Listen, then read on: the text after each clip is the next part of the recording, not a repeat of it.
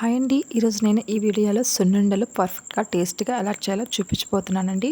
మీరు కూడా ఎలా చేయండి, చాలా చాలా బాగా కుదురుతాయండి. పిల్లలు కూడా చాలా ఇష్టంగా తింటారు. ఇలా చేసి పెట్టారంటే చాలా రుచిగా కూడా ఉంటాయండి. చూడండి, నేను సున్నుండల్ని ఇలా ప్రిపేర్ చేశానండి.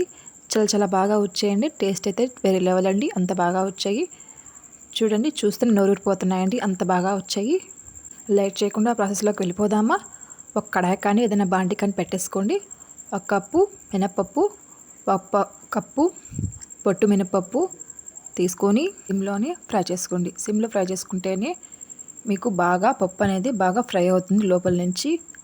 మనం సున్నుండ చేసినప్పుడు కూడా చాలా టేస్టీగా వస్తుందండి. చూడండి, అలా అలా ఫ్రై చేస్తూనే ఉండాలండి. కొంచెం చేతికి కొంచెం పని పెట్టాలి, పని పెట్టి కలుపుతూనే ఉండాలి. అలా కలిపారనుకోండి సున్నుండలు చాలా టేస్టీగా వస్తాయండి. ఇలా ఫ్రై చేస్తూనే ఉండాలి. లో ఫ్లేమ్లో 12 నిమిషాల వరకు చేస్తూనే ఉండాలి. అలా ఫ్రై అయిన తర్వాత 2 స్పూన్ల బియ్యం వేసుకోండి. బియ్యం వేసుకోవడం వల్ల మనం సున్నుండలు చేసిన తర్వాత పళ్ళకి కరుచుకోకుండా పొడి పొడిగా చాలా బాగా వస్తాయండి. అవి కూడా 2 నిమిషాల పాటు ఫ్రై చేసేసుకోండి. చూడండి, అలా ఫ్రై అయిన తర్వాత స్టవ్ ఆఫ్ చేసేసి చల్లారబెట్టేసుకుందాం. చల్లారిన తర్వాత మొత్తం ఒకేసారి మిక్సీ పట్టకుండా మధ్యలో జార్ ఉంటుంది కదండి, అది తీసుకొని అలా మెత్తగా మిక్సీ పట్టేసుకోండి. తర్వాత ఇంకొన్ని కానీ తీసుకొని అలా మెత్తగా పట్టేసుకొని ఒక ప్లేట్లో వేసేసుకుందాం. అలా వేసుకున్న తర్వాత బెల్లం తీసుకుందామండి. అది 1 కప్పు వేస్తున్నానండి. ఇంకొక కప్పు కానీ వేసుకుందాం. చాలా స్వీట్గా చాలా బాగా వస్తాయండి. మీరు స్వీట్ కొంచెం తక్కువ తింటారు అనుకుంటే 1.5 కప్ వేసుకోండి, అంతే. ఆ బెల్లాన్ని ఆ పిండికి బాగా హ్యాండ్ వాష్ చేసుకొని నీట్గా కలపండి.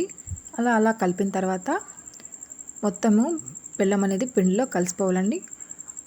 అలా కలుపుకున్న తర్వాత కొంచెం కొంచెం తీసుకొని మిక్సీ పట్టుకోండి మెత్తగా. నేను కొంచెం వేసుకొని మిక్సీ పట్టుకున్నానండి. చూడండి, అలా వచ్చేసింది. దాన్ని ఒక ప్లేట్లో వేసేసుకోండి. మళ్ళీ ఇంకొంచెం తీసుకొని మిక్సీ పట్టుకొని ప్లేట్లో వేసేసుకోండి. 4-5 యాలకులు కానీ వేసుకోండి. దాంట్లోనే నెయ్యి 1/2 కప్పు వేడి చేస్తున్నానండి.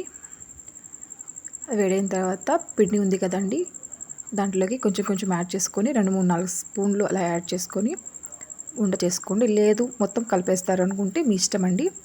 నెయ్యి అయితే సరిపోలేదండి, 1.25 కప్పు దాకా పట్టింది నెయ్యి. అలా ఉండలు చేసుకోండి.